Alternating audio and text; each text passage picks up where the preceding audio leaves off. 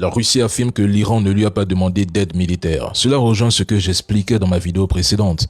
Dans une interview à NBC qui date du 28 février, date de l'agression, le ministre iranien des Affaires étrangères a déclaré clairement que l'Iran n'a besoin de l'aide de personne. Selon lui, l'Iran entend faire face seul à l'entité et aux États-Unis. Autrement dit, les Iraniens n'ont pas besoin pour l'instant d'avions russes ou chinois dans leur ciel pour se défendre.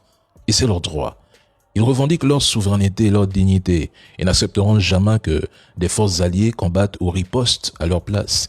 Si dans certains pays africains ou européens, il est courant que la France ou les États-Unis interviennent pour vous sauver, en Iran, ce n'est pas ainsi que les choses sont perçues.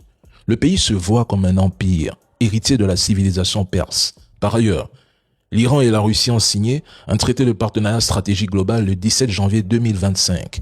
Dans le volet défense et sécurité, ce traité prévoit une coopération militaro-technique, des exercices conjoints, y compris dans l'océan Indien, comme ceux de fin février 2026 avant l'agression américano-entité, ainsi qu'une coordination en matière de renseignement et de lutte contre les terreaux. Et les Russes les soutiennent très bien dans ce volet. Les deux pays coopèrent étroitement en matière de renseignement. Même avec la Chine, bien avant la guerre, la Chine avait déjà fourni des images satellites à l'Iran, y compris des images de matériel militaire américain et autres, afin de l'aider dans la planification défensive et offensive. Aucun État, y compris la Russie, ne peut légalement intervenir militairement sur le territoire iranien sans l'autorisation explicite du gouvernement iranien. Ce n'est pas possible.